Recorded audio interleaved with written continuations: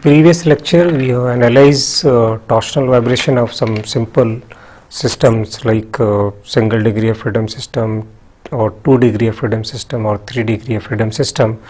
The problem in the methods which we covered till now is that if we want to analyze for larger systems like 4 degree of freedom system, or 5 or 10 or maybe 100 degree of freedom system, then the problem comes whatever the algebra needed to solve such problems are very cumbersome, and it's not key, we cannot able to solve them, but it is too cumbersome to and it is too time consuming. But there are some other methods available in which we can able to use the computer methods also, like we have two very strong methods which can able to handle any degree of freedom systems. One is the torsional there is transfer matrix method, which we will be studying next, and another method is there which is called finite element method, that maybe we will be studying subsequently. So in the transfer matrix method, generally what we do, we try to correlate the various states of the stations. Here state is representing either the angular displacement of the shaft or the torque which is acting at that particular location.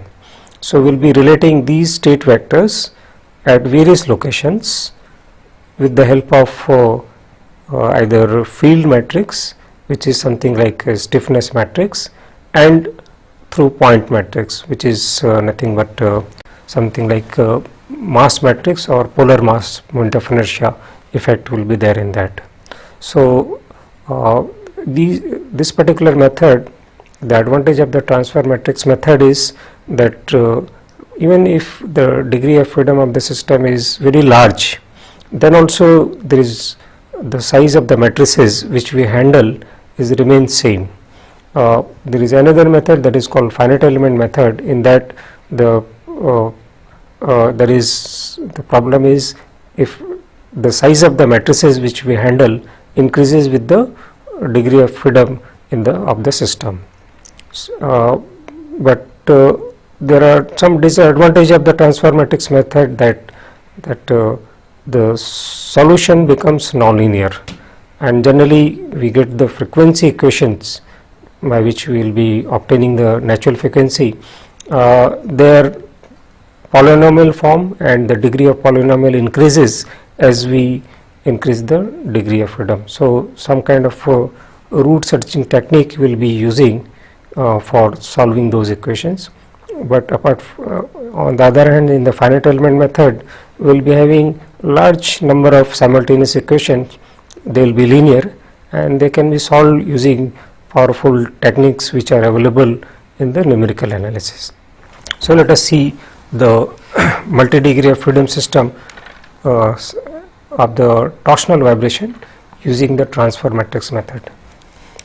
So this is the multi-degree of freedom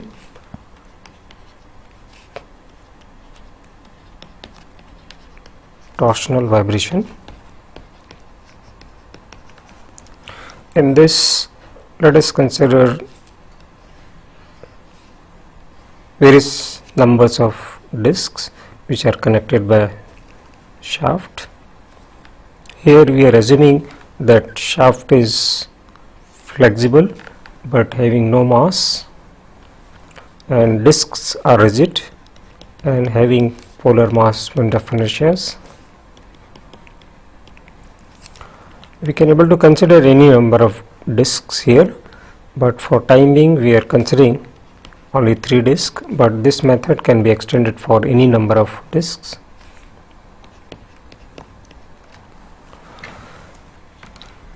These are frictionless bearing which is just supporting the rotor, so that it is not providing any kind of frictional torque to the rotor. So we are not considering the frictional torque onto the shaft, they are just supporting it, so that the frictionless motion between the shaft and bearing take place.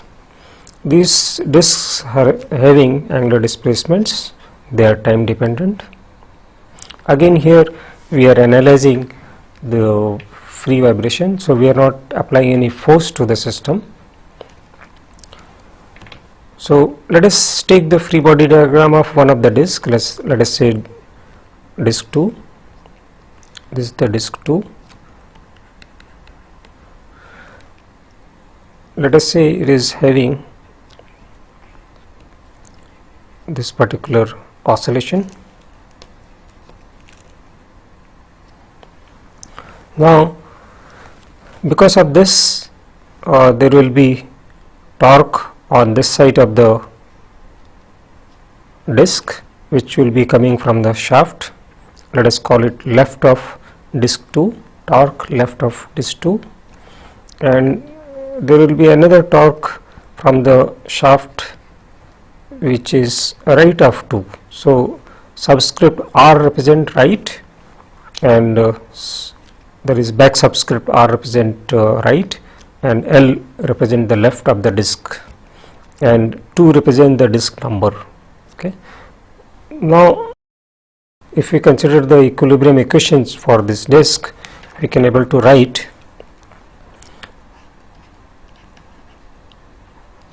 torque in the left of right of disc 2 minus left of 2, because they are minus because it is opposite to the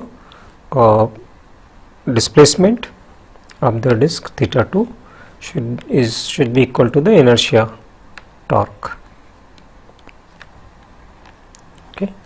So this equation is can be written as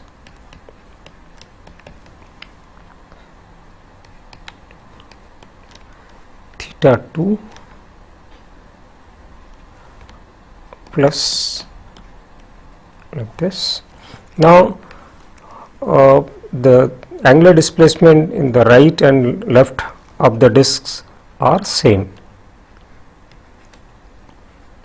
because we are considering disc as a is point. Okay.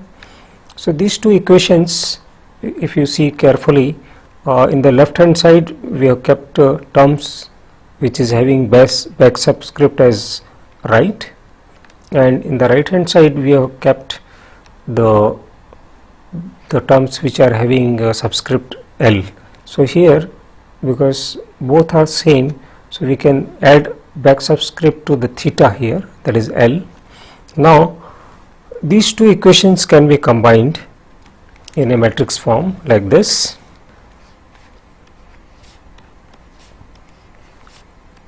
Right of 2 is equal to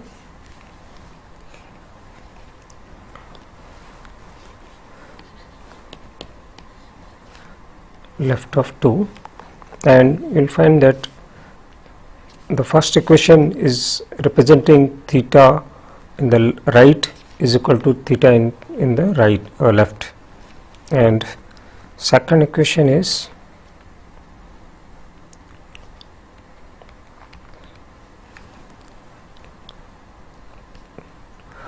this has come because for simple harmonic motion we can able to write theta 2 like this. Okay. So that is taken care. So this particular matrix can be written in a more compact form as S, which is which represents the state vector, is equal to P2, which represent point matrix, and state vector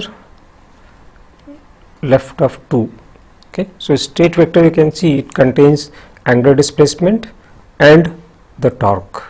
So at one particular station we will be having two states, one is angular displacement and the torque, and from this equation you can able to see that we are transferring the state vector which is there in the left of the disc, using this point matrix to the state vector in the right of the disk. Okay. Now we will consider the free body diagram of the shaft. Let us say we have taken the second shaft segment. So we have torque which is coming from the disk left of 2, and this is the torque which is coming from right of one disk. Okay. Now if we want to obtain the equilibrium equation for this, we can able to write that equilibrium equation.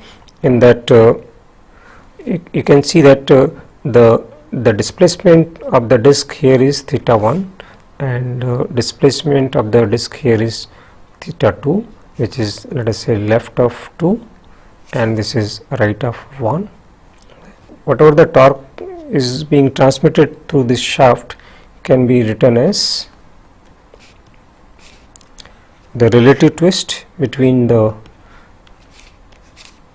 two ends of the shaft into torsional stiffness of the shaft is torque.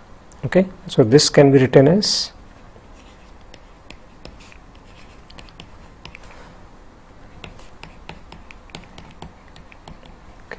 now we can able to see that because there is no disk into the shaft in between, so we will be having the torque in the right of 1 equal to torque in the left of 2. Okay. Now this particular equation can be combined. How we can able to combine? We can write these two equations in more convenient form, that is left of 2 is equal to right of 1, and theta left of 2 is equal to theta right of 1 plus torque right of 1 divided by the stiffness of the shaft. Now this particular equation, again, as we did in the previous case, we can combine in the matrix form. So we have state vector here right of 1, which is relating the state vector in left of 2, and this will take 1 by kt, 2 subscript we are keeping here, and then 0 1. So you can see that the last equation is representing the first equation of this, and the first equation is representing this equation. Okay. So this equation can be written in more compact form as F is the field matrix, this is the field matrix,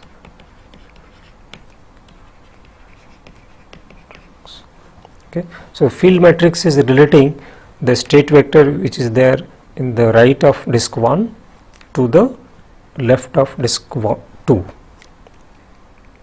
Now once we have developed equations, there is a transfer equation as the method implies, transfer matrix method. Using point matrix, we convert the state vector from left of the disk to the right of the disk, and from the field matrix we transfer the state vector right of the disk 1 to the left of disk 2. So that means we are transferring the state vector from one end of the shaft to the another end of the shaft. So using this transfer, whatever the transfer matrix we have developed, now we can able to relate the state vector from one end of the shaft to the another end of the shaft. Let us see how we can do this. So if we have a system like this in which various disks are here, these points represent the disks. So let us say 0, 1, 2, 3, 4, 5, all these are the disk locations. So we can able to write the, let us say, the previous equations I am writing here for disk 2. So we develop state vector right of 2 is equal to point matrix 2 state vector left of 2. Okay. Also we develop this left of 2 is equal to field matrix state vector right of 1. So you can see that we can able to substitute this here, and so we can able to write state vector right of 2 is equal to P2 into F2 and state vector right of 1. So you can see that what we have done here, we are now transferring state vector from right of 1 of the disk to the right of disk 2.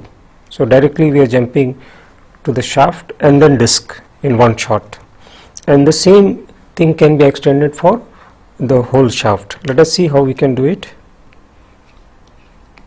We are writing state vector right of 1 as a U matrix, which is nothing but multiplication of the point matrix and the field matrix. Okay. So U represent the transfer matrix relating to state vector 1 and 2. Transfer matrix which relates station 1 and 2. Okay. So the same thing we can able to write state vector 2 right of 2 as transfer matrix 2 state vector right of 1. Okay. And you can see that here we can able to substitute this. So we will be having state vector 2 state vector 1 this. So what we have done here, we are transferring the state vector of 0th station to the state vector to the right of 2. So this can be extended even if we have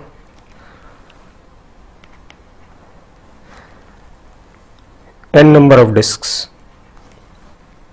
So in that case we will be having state vector this transfer matrix n minus 1 like this up to 1 state vector this.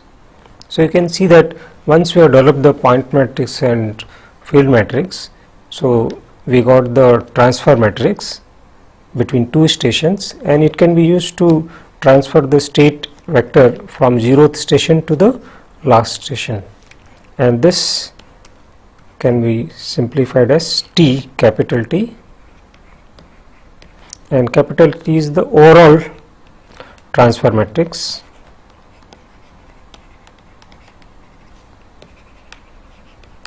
This is the overall transfer matrix, and U was the transfer matrix between two neighboring stations. Now we will see how we can able to obtain the natural frequency from the overall matrix which we have generated. So what we did earlier, we obtained a matrix equation like this, which was relating the state vector from beginning, that is the extreme left of the shaft system, to the right of the shaft system. So if you see our previous figure in which we had 0, 1, 2 up to nth.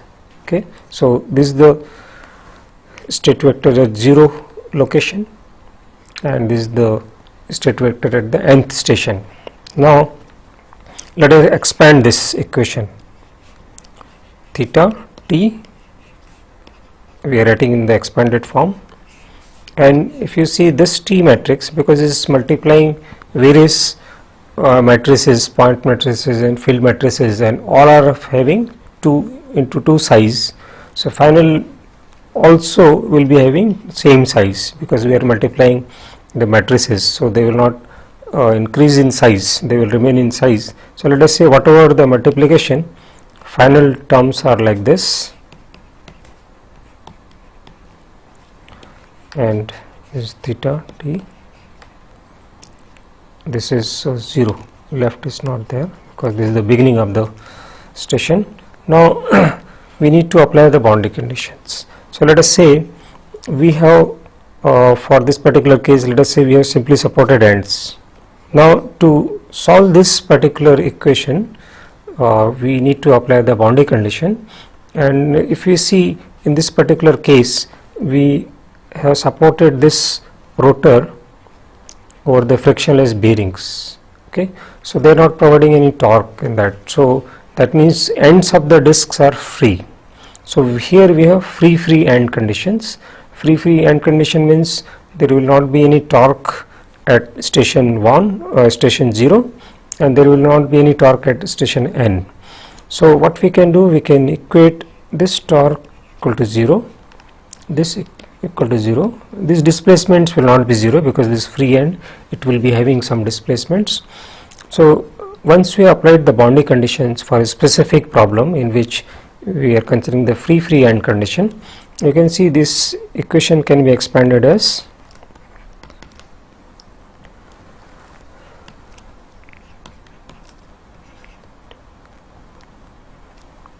this is the first equation. Second equation will give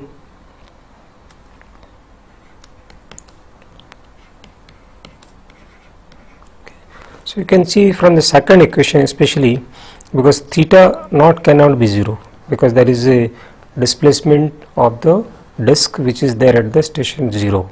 So it cannot be 0 because this is free end. So this quantity has to be 0. So that means t to 1, which is in fact function of omega n equal to 0. So this particular equation, which will be a polynomial in omega n, is the frequency equation.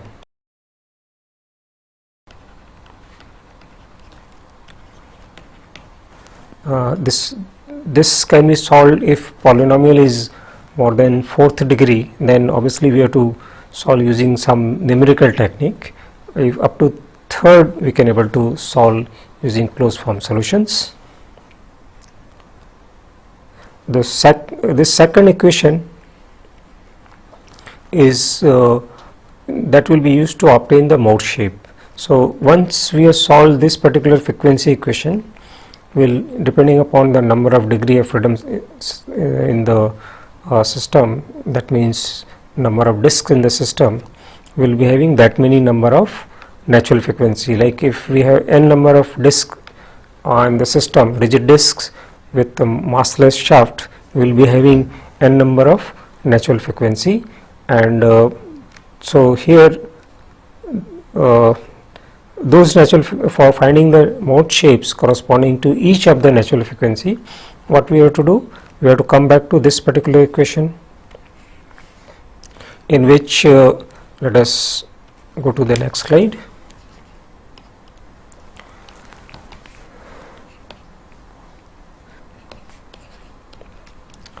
Because this T11 is function of omega n. So let us say if we want to obtain the mode shape corresponding to first natural frequency, we need to substitute this here, and this can be taken as a reference, let us say is having value 1. Okay, so we can get the what is the displacement in the nth station.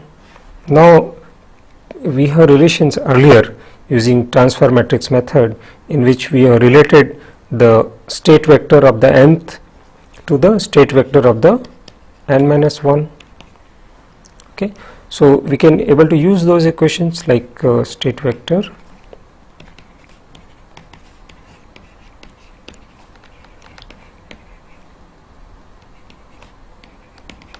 so these relations can be used, and here this is function of omega n1. Okay, so state vector at n minus 1 station can be obtained. Similarly, at n minus 2 and so on up to theta naught. So these are the relative displacements of various disks, and theta naught we have considered as 1.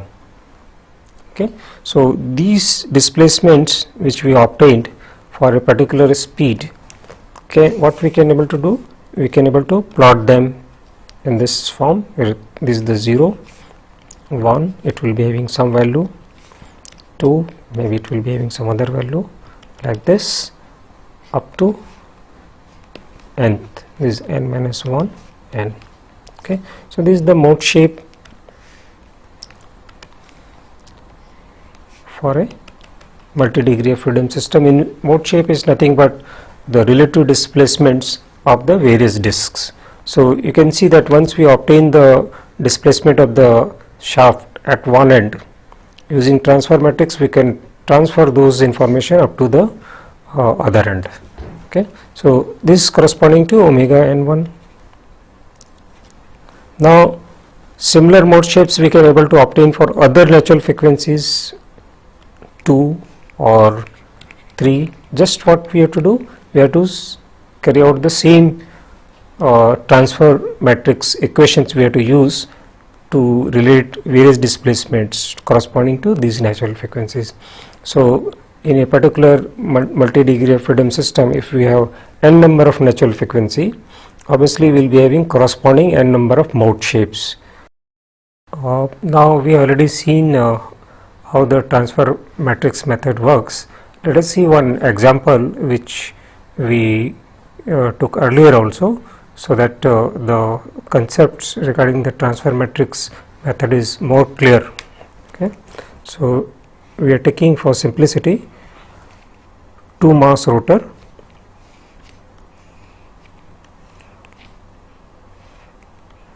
and polar mass moment of inertia of these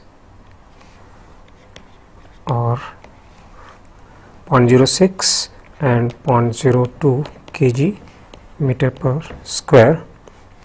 The diameter of the shaft is 0.1 meter and the length of the shaft is 0.6 meter.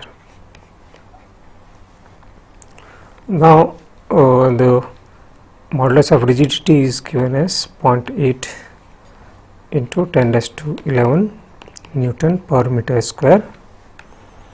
With the help of diameter we can able to calculate polar moment of area, that is meter 4, and similarly the KT can be obtained as 1.31 into 10 raised to minus 10 raised to 6 Newton meter per radian. Now let us come to the transfer matrix, in which we have two stations, station 1 and 2, that is 2 disks are there, and the state vector of right of one disk can be written as, with state vector at 0th node, 0th station is here, station 1 is here, and this is related with only point matrix, because between 0 station and 1 only disk is there. Then coming to the state vector at 2, that is right of 2, is given as point matrix of disk 2, field matrix of shaft, and state vector right of disk 1. Okay, and we have already related this state vector with the state vector at 0 station, so we can able to expand this in this form. So here overall transfer matrix is multiplication of three matrices P1, F2 and P2, and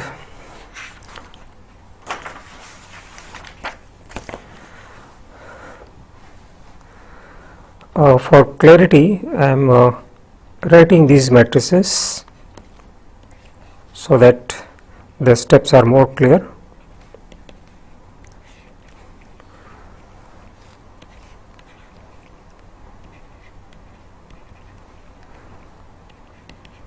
This is the point matrix for disk 2,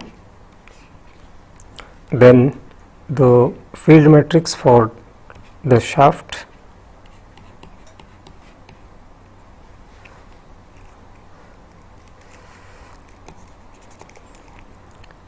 is this, then the multiplication of the point matrix for disk 1 minus here, minus will come here also in this place, then the state vector theta and t at 0th station. Okay, so you can see that three matrices are there here to be multiplied. If we multiply this, I am giving the final matrix so that the steps are more clear to us. This is the first element of the matrix, then this is the second element, third element is having slightly bigger expressions. Let us write that.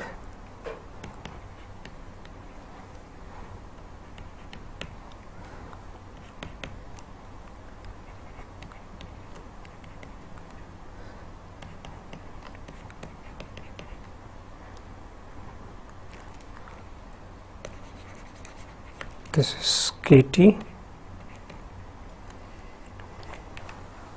and the last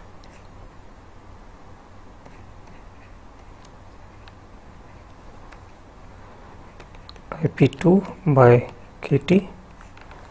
So this is the overall transfer matrix. You can see that it contains omegas in various forms. Here it will be having the terms like fourth degree omegas.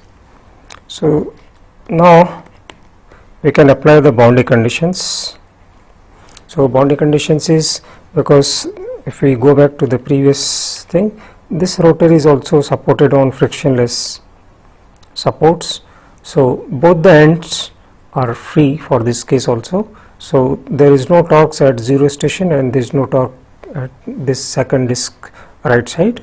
So both torques are 0 but displacements are not 0. So we can equate this equal to 0, also this equal to 0. So you can see that from the second equation this term has to be 0. Let us expand this in the next slide.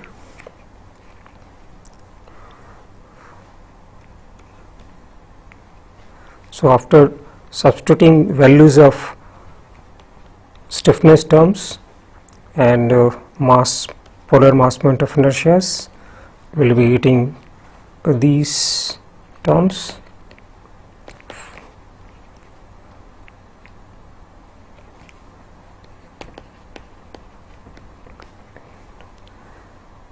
Is equal to 0. So this is this particular term which we equated equal to 0 and we substituted for various values. So you can see this is a polynomial in omega n and it can be solved, and one of the natural frequency is 0 because omega n can come common here. Another natural frequency we will be obtaining is 9345.25,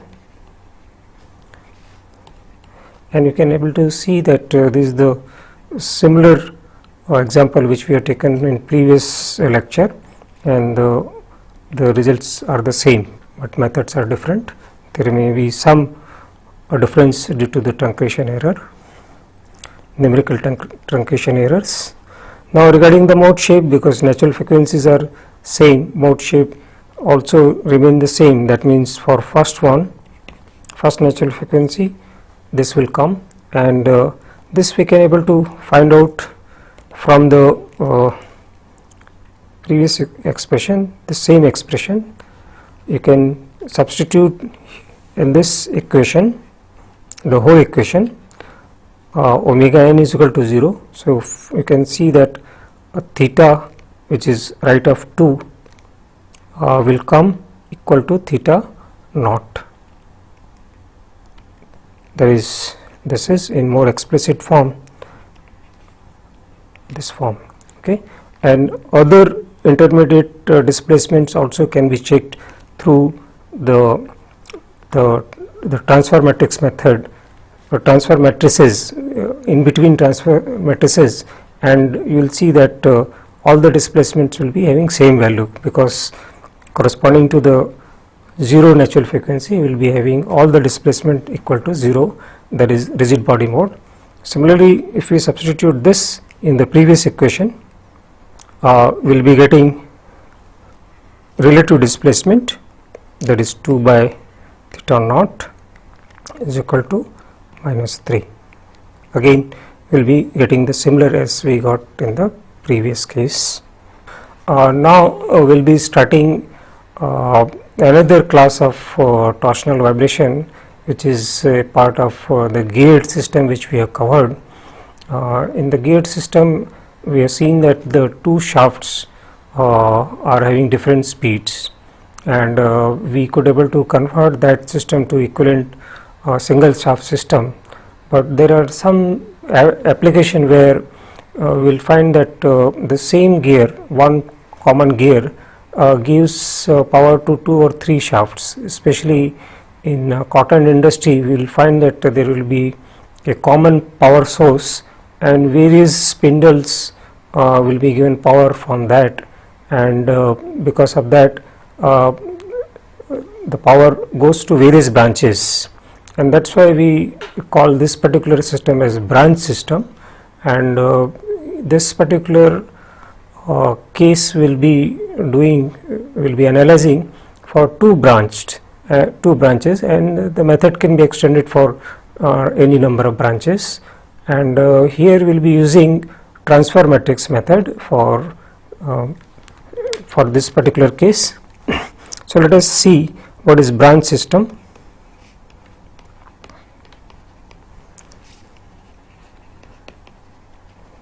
So we have one particular shaft, it can have various discs, and then this is the last one is a gear, and it is transmitting power to another shaft. Let us say this is a branch A, this is branch B. It can have 0 to n number of discs. Similarly here also it can have various number of discs. Then there is another branch which is coming out from this, from the same gear, that is, let us say, branch C. So what is happening, we have a branch A from where power is going to branch B, also to branch C. Now our aim is to find out how we can able to get the natural frequency of this system, so that we will be knowing whether whatever the resonance conditions, whether we can able to avoid in this particular system. So as I told, we will be using transfer matrix method, and we already analyzed transfer matrix method for a particular branch. When there is a single shaft, we can able to write the state vector for that particular case like this. Let us say this is a branch A. This state vector is corresponding to the nth disk here, and let us say A is the corresponding overall transfer matrix for this, and this is the state vector at the beginning of the branch A. Similarly, we can able to write the state vector of nth disk of branch B here with we can relate with the state vector of branch B to the at 0th location. Let us say B is the overall transfer matrix for that branch B. Similarly, we have branch C, so we can able to write this overall transfer matrix relation for branch C. Okay, so what we'll be doing, we'll be taking, let us say, the first equation, and we'll expand this because those three equations at present are independent. Now what we have to do, we have to find out the condition at the junction from where we are transferring power from one shaft to another shaft. What are those conditions? Based on that, we will be linking these equations basically. So let us take branch A and expanded form of that equation is, let us say, A11, A12, A21, A22. These are the matrices for corresponding to capital A. Then here we have state vector at 0th location. Let us take 1 as this value, we are taking as a reference value, that is theta naught A, we are taking as a reference value 1, and because that particular end of the shaft is free, so we are taking torque as 0. This is free, there will be no torque in this. So from this we will get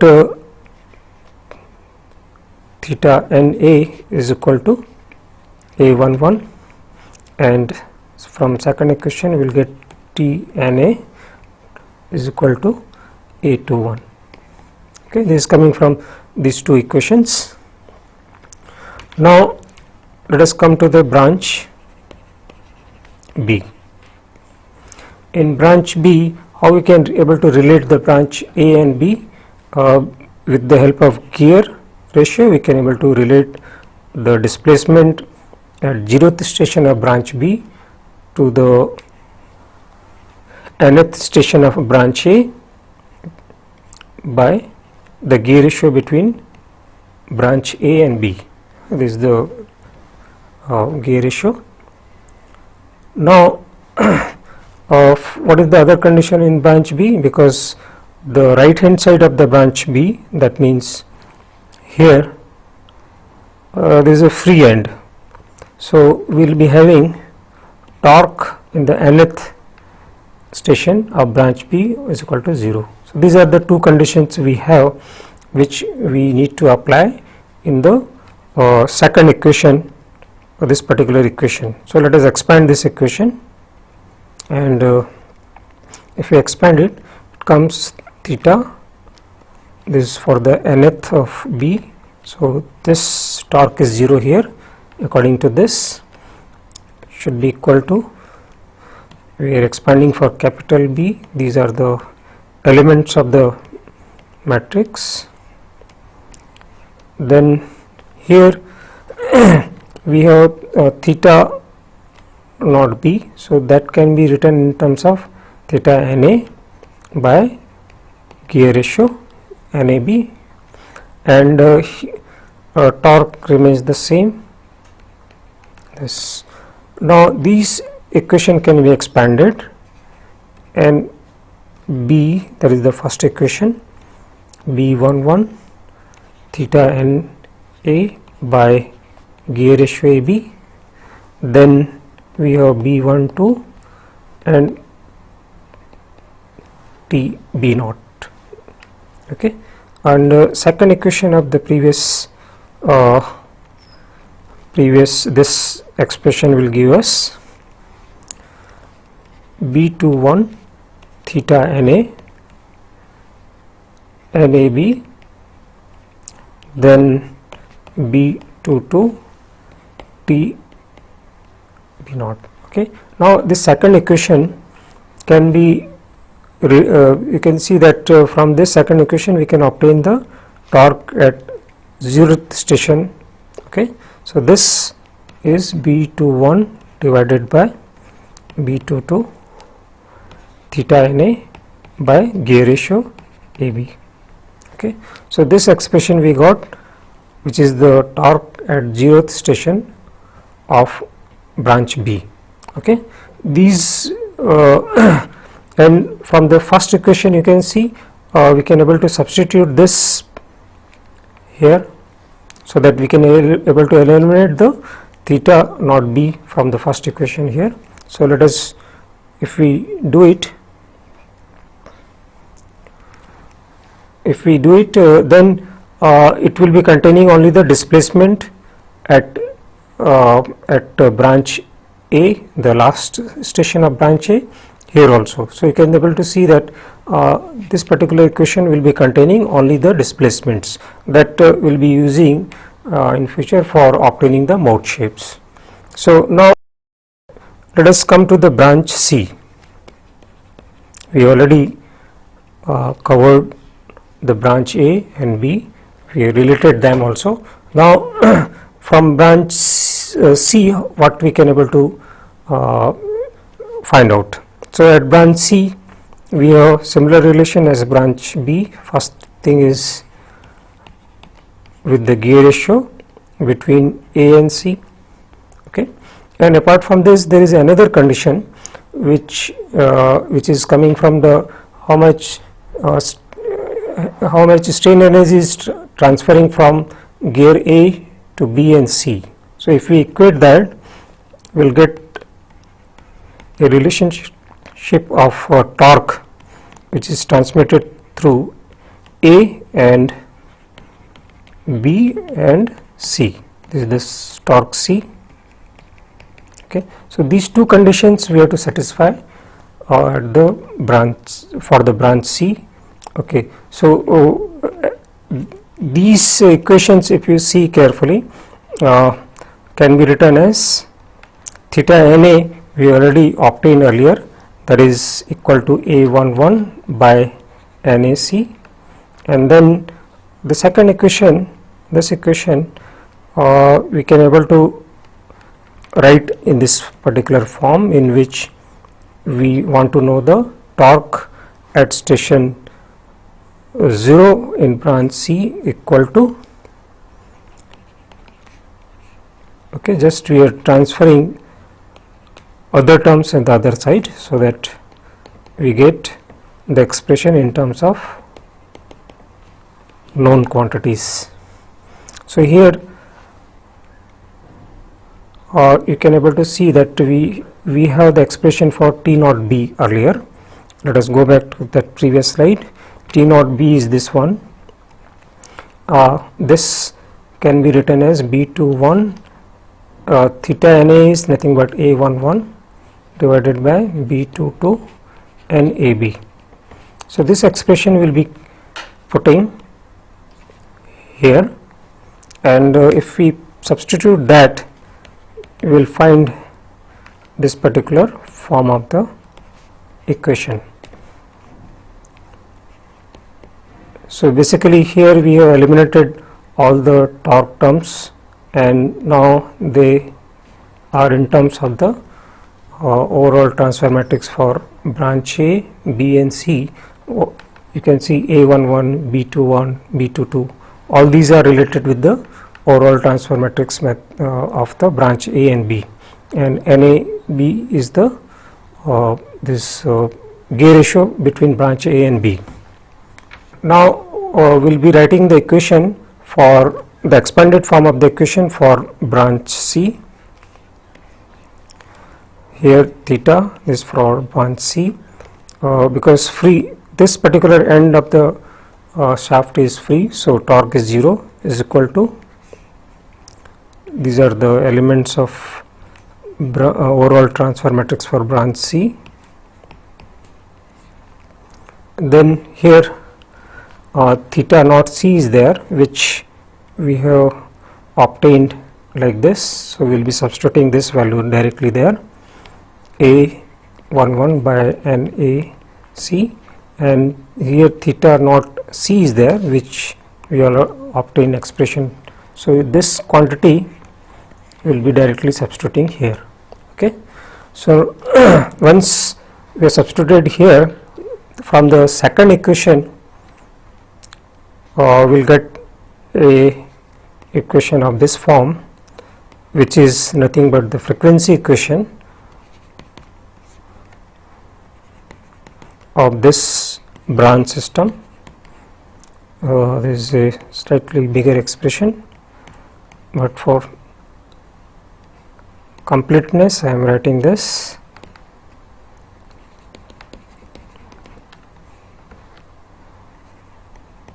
So you can see this particular equation, which is frequency equation. In these A's, B's and C's all contain omega n, and so here we will be having something like a polynomial in terms of omega n, and they can be solved if it is up to third degree, we can able to solve closed form. Otherwise we have to go by for numerical techniques for solving the polynomial, and depending upon the number of disks we have in the system, that many number of natural frequency will be getting, that many roots of those polynomial will be getting.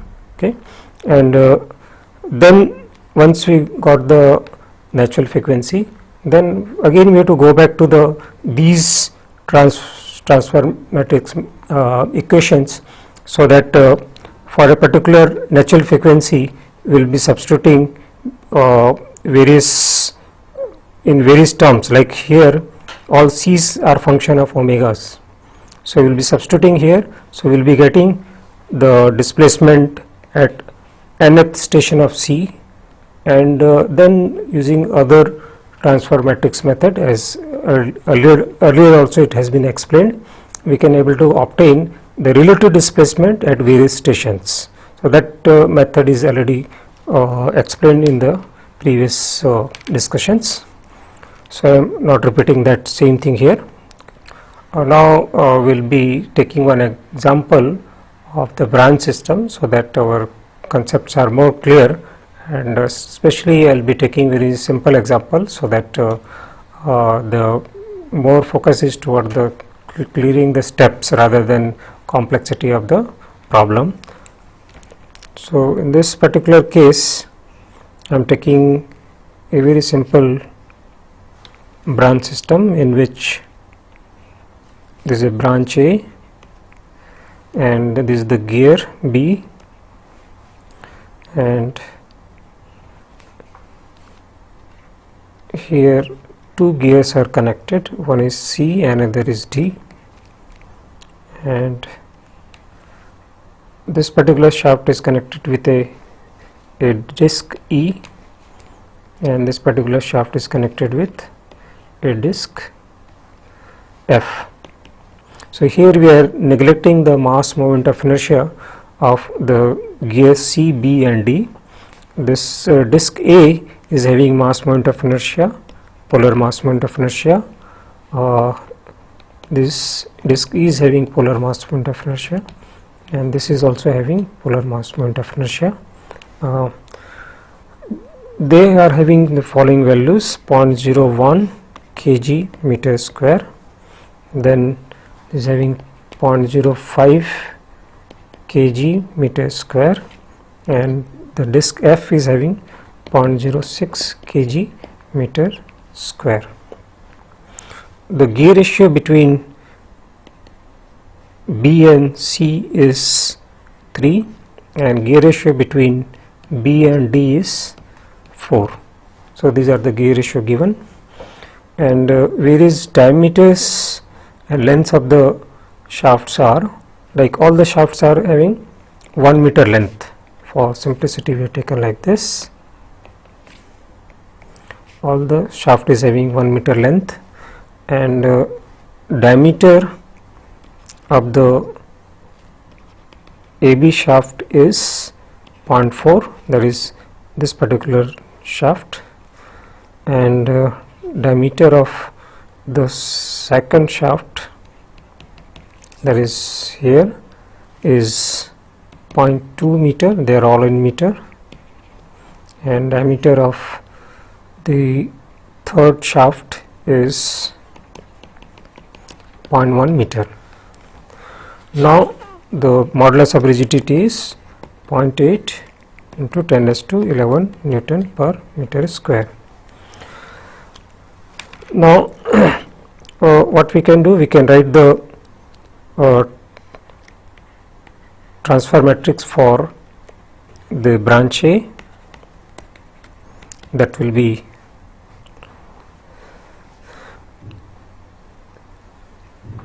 multiplication of the field matrix, that is of shaft AB, and point matrix of shaft A. Okay, field matrix and point matrix. Then that particular terms can be multiplied. I am giving the final form of that matrix, that is FAB, and PA is given as, if we substitute the values here, we will get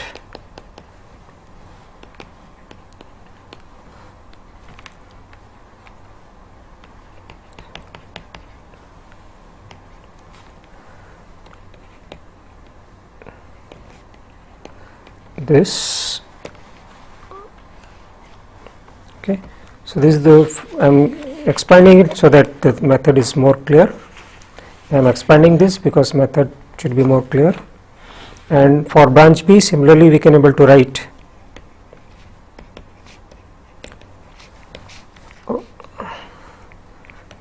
point matrix and field matrix of the shaft CE. Okay, and this particular, if we substitute the values, we will get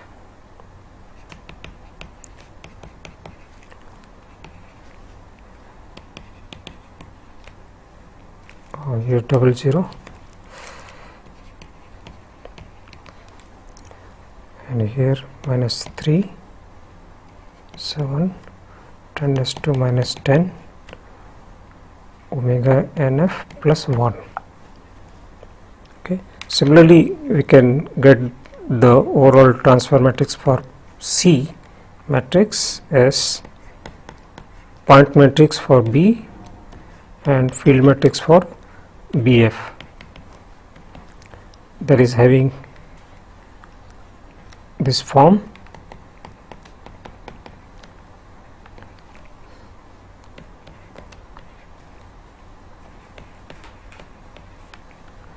And last term is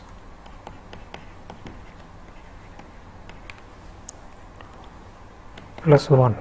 Okay, so here we got all the three matrices. We got three matrices for A.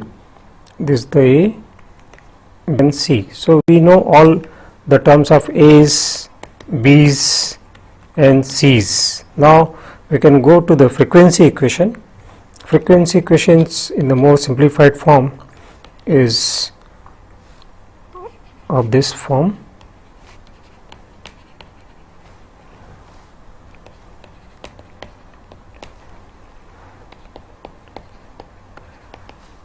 This plus another term,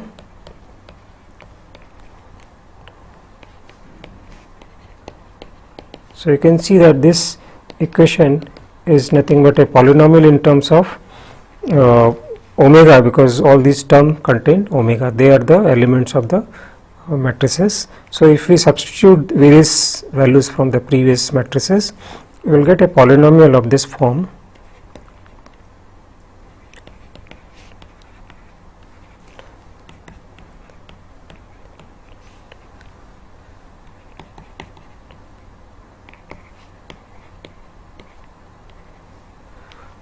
Minus 1.2 10⁻⁻19 omega 6 n is equal to 0. So this can be solved for omega n.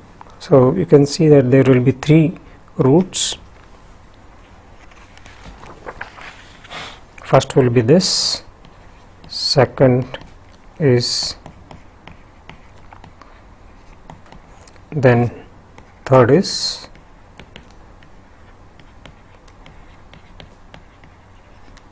okay. So you can see that the method is very clear now for finding the natural frequency. The mode shapes can be obtained. We have to go back to the various transfer matrices.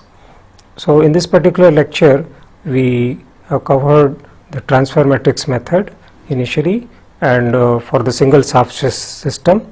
Then we extended the method for the branch system also, and through numerical example we try to clear the basic concepts, especially with the help of very simple examples.